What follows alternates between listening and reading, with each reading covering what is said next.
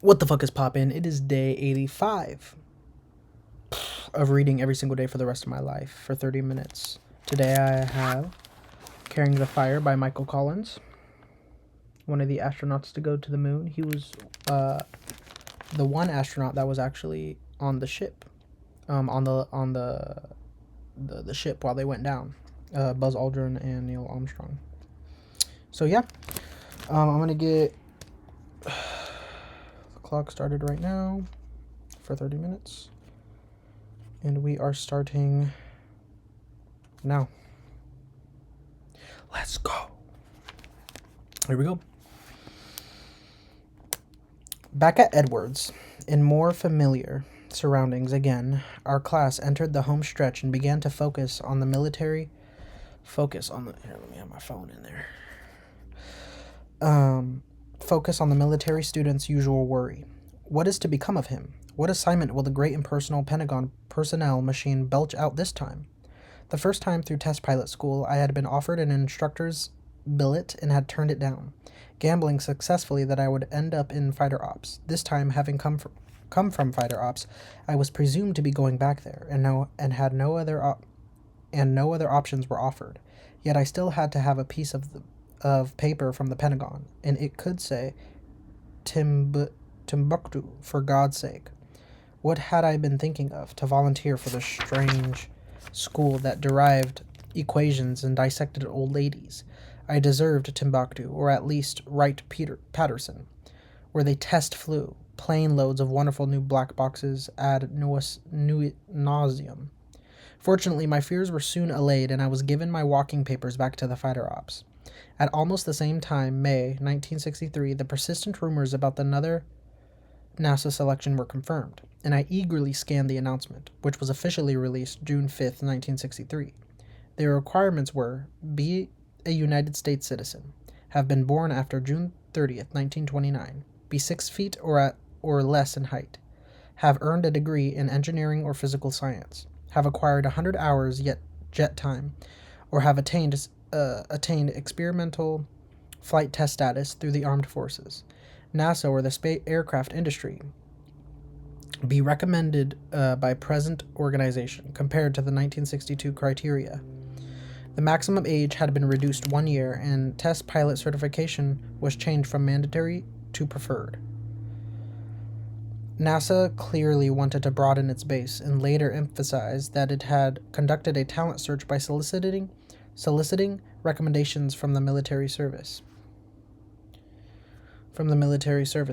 various reserve organizations, industrial aerospace firms, and other organizations such as the Society of Experimental Test Pilots, the Airline Pilots Association, and the Federal Aviation Agency. For me, there was a good and bad aspects to the announcement. Fortunately, I was still under the age limit by 6 months, and I met all other requirements. On the other hand, broadening the field to non-test pilots was clearly going to open Pandora's box, and I had no idea what kind of supermen were apt to fly out. The selection process itself followed the pattern established the previous year. By the mid-July deadline, a NASA selection committee had screened 271 apparently qualified applicants and reduced their number to 34. The 34 of us went off to Brooks for physicals, most for the first time, a few for the second, and me for thirds. But now I was greeted there like an old friend. Even the steel eels seemed almost friendly, and that means it's time to start worrying. As elder statesman, I sat on a bench in corridor and directed traffic to the various clinics with a savior fare that must have been maddening to my fellow victims. I was even allowed to skip the psychiatric evaluation, the theory being that I couldn't have gone completely buggy in one short year. I appreciated that, but was mildly disappointed that I couldn't tell the blank card story one more time. You see, once upon a time there was this kid, who wanted to fly to the moon. Naturally, the first person he turned to for advice was his psychiatrist, who... I also found out that the previous year's 32 finalists and their assorted ills have been cataloged in a 276-page document, which, for me at least, made fascinating reading. Witness the following. Only seven candidates denied that they had ever been involved in legal action. Minor infractions appear to be the rule, the vast majority of which the vast majority of which in the vast majority of which are speeding offenses. In the vast majority of instances, the legal offenses were indeed minor and rarely of more serious magnitude. Offenses listed include failure to yield right of way, failure to stop at stop sign, speeding, illegal parking, 2 traffic violations, 3 or more traffic violations, driving without a license, moving traffic violations, other minor traffic violations, disturbing the peace, reckless driving, driving while intoxicated causing an accident, illegally shooting birds in a field. I really had to admire that reckless driving, a status which, like virginity, once lost can never be regained. I also felt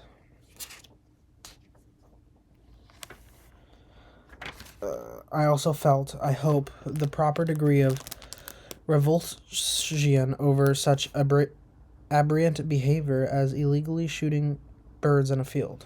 Where would it end? I also discovered that the mean IQ of the 1962 group had been 132.1 on the Wechsler Adult Intelligence Scale. My own score in the Miller Analogies test, which measures verbal abilities, had been the highest in the group, whereas my mathematical reasoning and engineering analogies scores were much lower. I was reminded of Pete Conrad's battle cry: if you can't be good, be colorful, except that Pete is very good and very colorful. I also did my stunt on the treadmill for the 3rd time. My cardiovascular conditioning apparently getting better with each passing year. If the data could be plotted on a curve, it would show that at age 31, I was ready for a wheelchair. By the time I was 62, I had already to try out. I will be ready to try out for the Olympics. Actually, there is an interesting story behind this, involving exercise and smoking, but I want to save it for a later chapter in which I hope to debunk the whole myth of space flight, physical conditioning, and to describe vis-a-vis physical conditioning and to describe a sensible adult exercise program. I also got my lean body mass, as opposed to body fat, measured again by an esoteric process involving injecting radioisotopes into the bloodstream and measuring their diffusion. I had been told the previous year by this measurement that my weight of 165 pounds was exactly right, but this year I was advised to take off a few pounds because I weighed 163.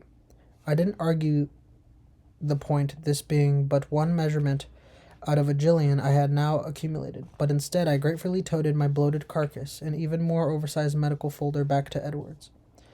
In 1962, it had been impossible to explain to my non-believer of a wife why I wanted to transfer our happy home from Edwards to Houston, trading the high risks of test flying for the absolutely freakish world of spaceflight.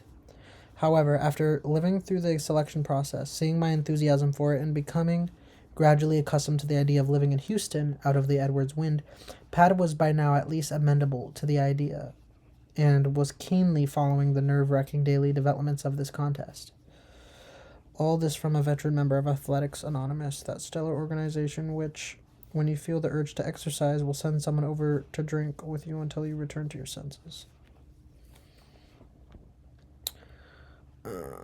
It was a traumatic time for all of us. Pat had 2 babies in rapid succession: Ann Stewart, born in late 1961, and Michael Lawton, who was only 5 months old. Are they still alive today? I want to research that. I'm going to research that real quick. That's actually interesting. His kids. 2 babies from Ann Stewart. Ann Stewart.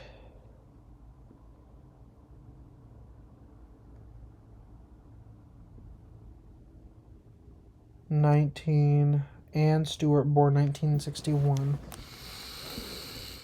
Ann Stewart.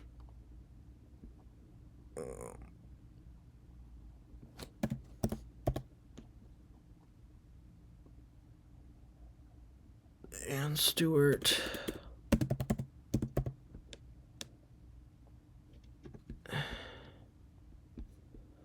I don't think I can find her. Ann Stewart. Who is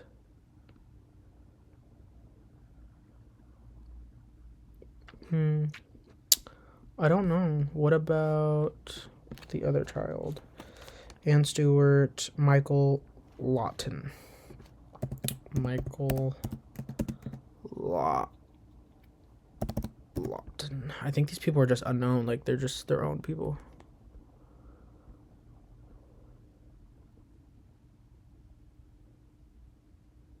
How old is he?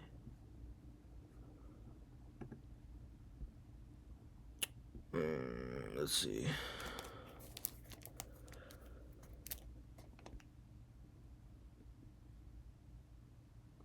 Bro, I can't even get when this guy was freaking. Yeah.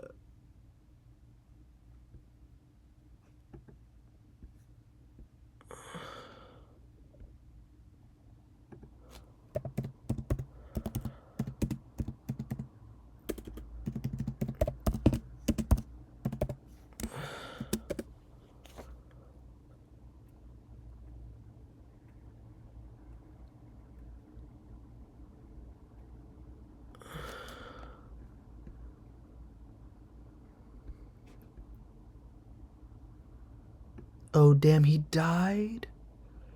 Guys, I just searched it up. Michael Lawton Collins died in he was born in 1963, yeah. And he died in 1993. He was only like 30 something years old. He passed away in 1993 at the age of 30. His father, Michael, and mother, Patricia, outlived him. What? Wow.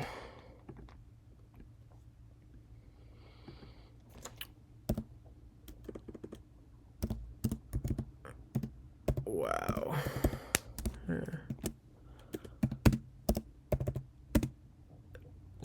And what, Stewart?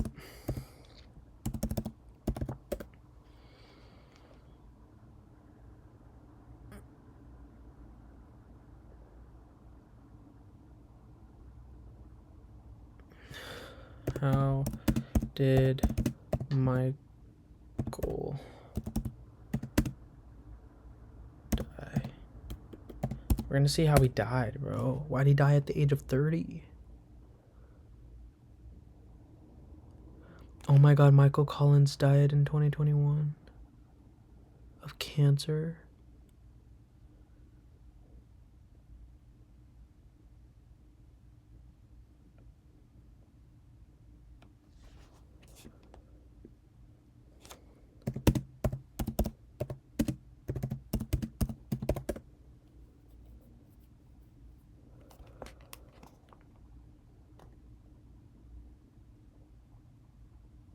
He died in the Jamaica Plain neighborhood of Boston, Massachusetts, while public obituaries for the elder Michael Collins confirmed that his son predeceased him. The specific cause of the younger Michael's death was not widely publicized by the family. So we don't know how he died?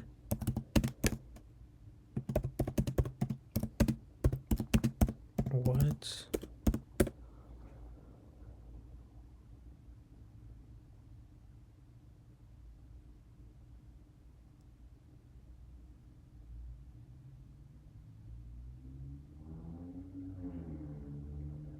Whoa, why did he die?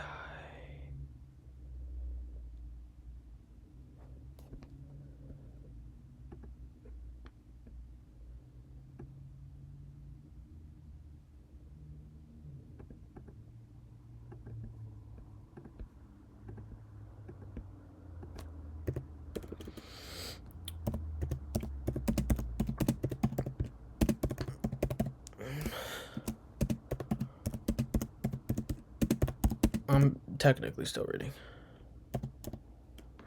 I'm like reading all these fucking words right now.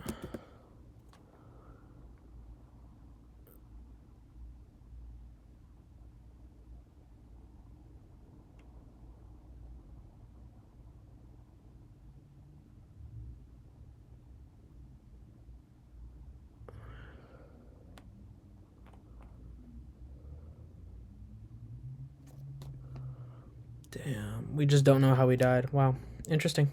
Wow. That is very interesting. We just don't know. Let's keep reading.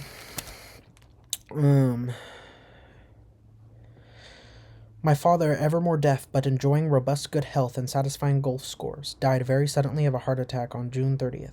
Granted, he was 80, but it seemed that for a man who had walked gracefully on his hands at 60, he had been prematurely and capriciously taken from us. Furthermore, I knew that would have enjoyed beyond measure a vicarious participation in the space program, for he was always ready to visit a new place or to entertain a new notion. The exploration of the moon would have surely been on his list, with perhaps a twinge of regret that he couldn't have made the trip himself.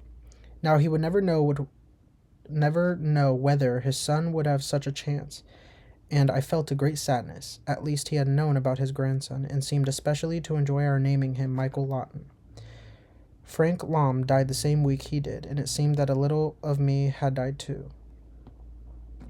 At any rate, when I left Edwards on September 2nd, 1963, to go back to Houston for interviews, I carried with me a sense of finality, a fatalist foreboding that a moment of truth was coming, a test which, failing, would keep us at Edwards for a relatively conventional life, or passing would raise us to a new level of consciousness and achievement.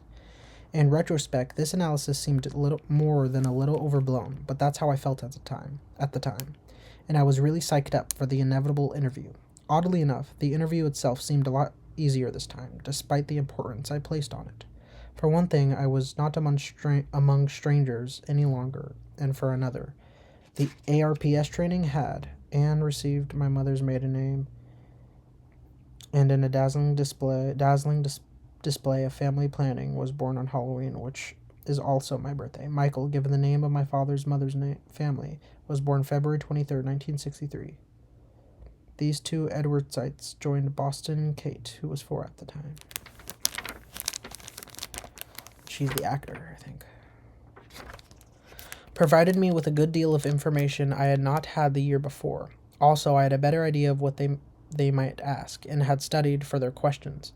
Even Deck Slayton and Warren North seemed to have mellowed a bit. Houston, on the other hand, seemed unchanged, still a magic place.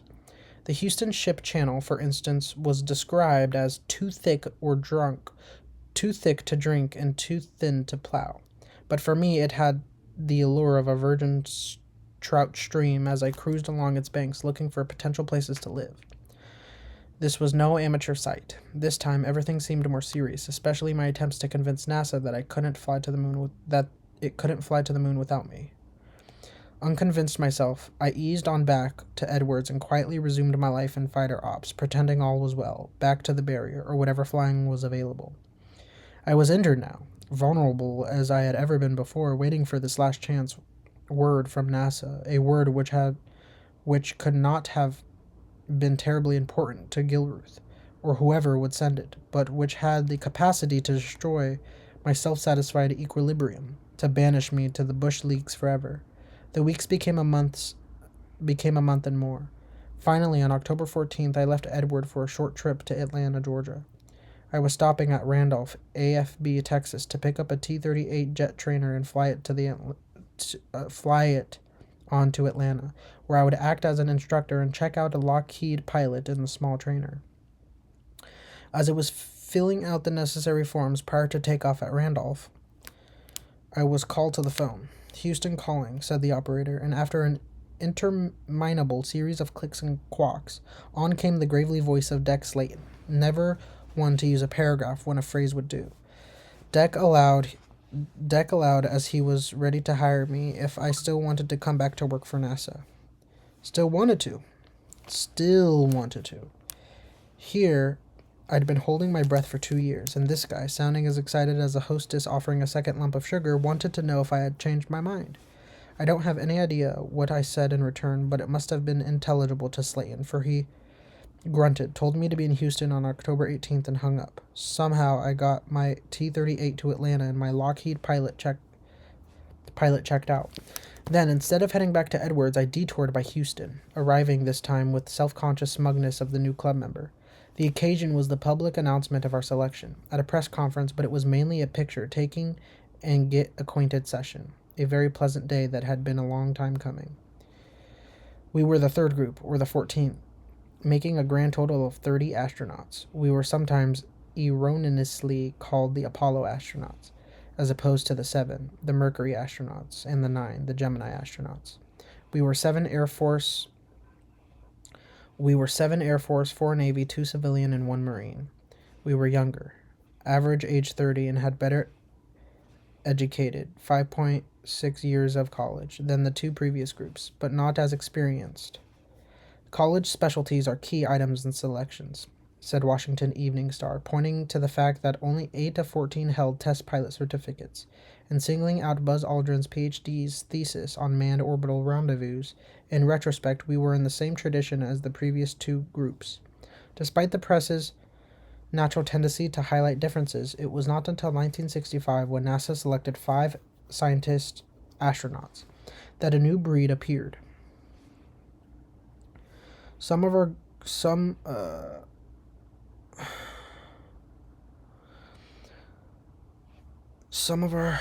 group of 14 thought we were a bit different, however, especially those who had not been through previous selections, and I was horrified to hear Rusty Schwenchquart say that our group would provide the first lunar landers.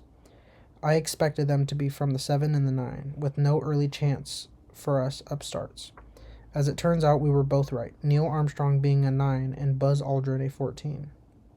I returned to Edwards a week or so later. Bob Gulrith later made it official. This year, instead of harping or impression I had made the selection committee, he struck out in a new direction. Your background and proven abilities assure me that you are fully aware of the responsibilities you are assuming by accepting this appointment. I am certain that your forthcoming association with the Manned Spacecraft Center will be of great benefit to our country's space program. I was glad he was certain, because I surely was not. But at least the runt of the litter was going to get a chance to find out. I had come a long way from Casablanca, but not because of any remarkable foresight on my part. I had no master plan. The choices had been simply there, and I had taken them, one step at a time. A free education at West Point, or an expensive civilian one. Army career or Air Force. Pilot or ground officer. Fighters or transports. Test pilot training or more of the same. Fighter ops or the Wright Patterson. Edwards or Houston. With 1 part shrewd logic and 9 parts blind luck, I had qualified for Houston and was now off to a different life, perhaps even to the moon. To honor the occasion, Fighter Ops hosted a going-away party for Charlie Bassett and me. The two-man Gemini was in vogue then, and damned if they didn't give us one a garbage can painted flat black with a window for each of us, and damned if it didn't look like a Gemini. After that, the only thing left was to sell the Model A and the 58 Chevy, load Pat, Kate, Ann, and Mike onto the airliner, and take off for a new life in Houston. Damn, so this is when they moved. Shit. Oh, guys, I'm so freaking tired. It's unbelievable how tired I am right now. Oh my gosh, I've been so busy.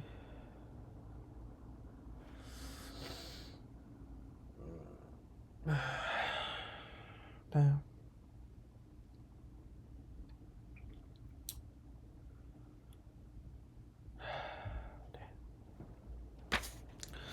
We're at chapter 3. Let me check something real quick.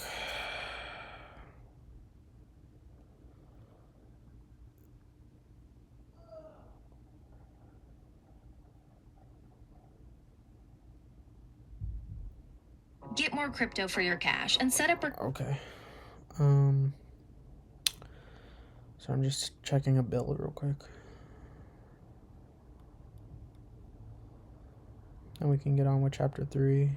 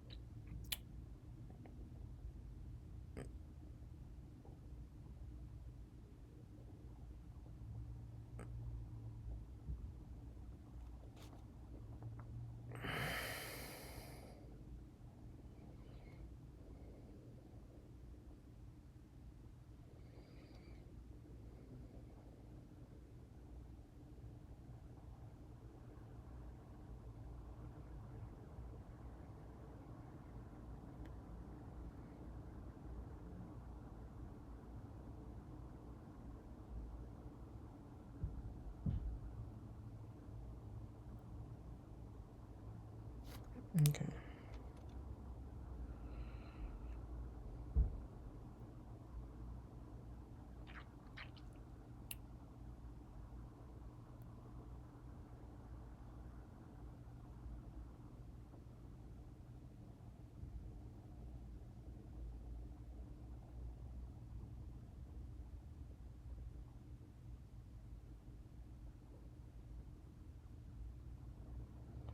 Okay. Chapter 3. A gentleman of 32 who could calculate an eclipse, survey an estate, tie an artery, plan an edifice, try a cause, break a horse, dance a minute, and play the violin. James Parton, Life of Jefferson. Like a pretty girl glimpsed fleeting on a crowded street, Houston had seemed exquisite, perfect, absolutely without flaws or blemishes. It seemed that way especially at night, when viewed from the air, the city lights shimmering cheerily below firmly clouds covering the flat black coastline. But now it was time to discover the blemishes, to examine the warts at close quarters, to find out what this NASA was all about. The first thing I found out was that NASA and Houston had some reassuring similarities to Edwards.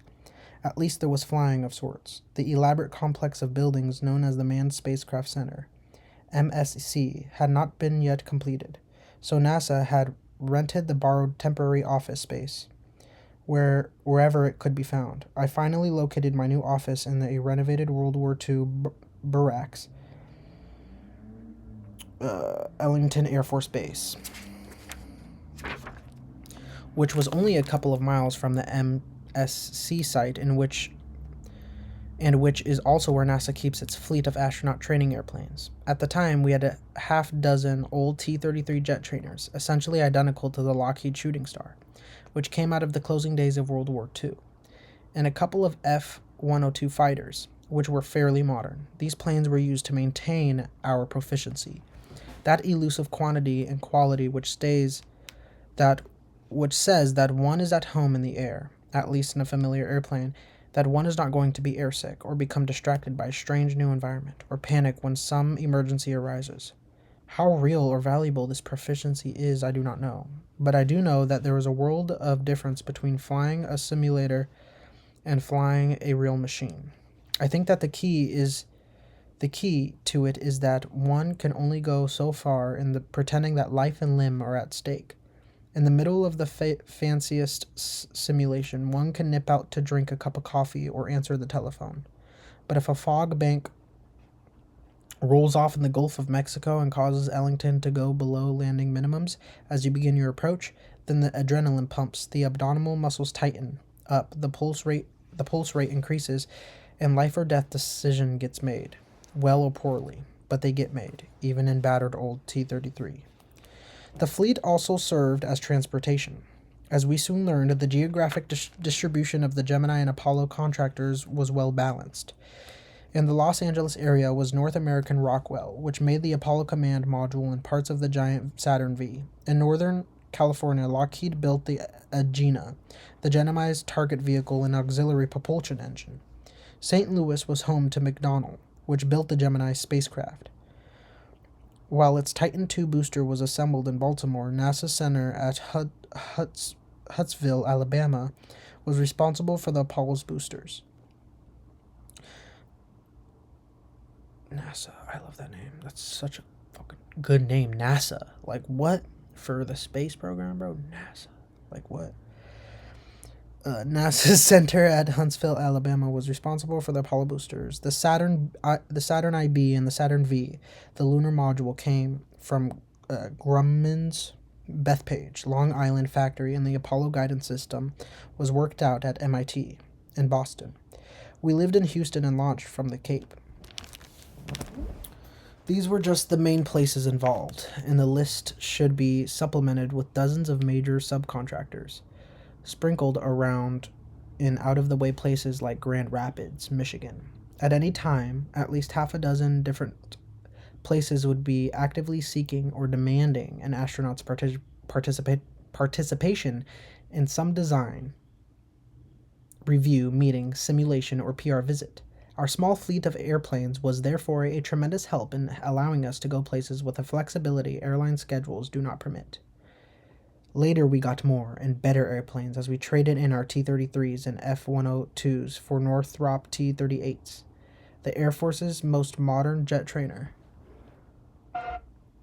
Oh, I just stopped the timer, but it just went off. We are at the top middle of page 49. That was day 85 of reading every single day for the rest of my life. See y'all in day 86. I'm loving this book already. Michael Collins is taking me through his entire journey from being home and just joining the Air Force for the first time, being a kid, and then now getting accepted into NASA as one of the astronauts potentially going to the moon. Fucking awesome. Let's go. See y'all on day 85.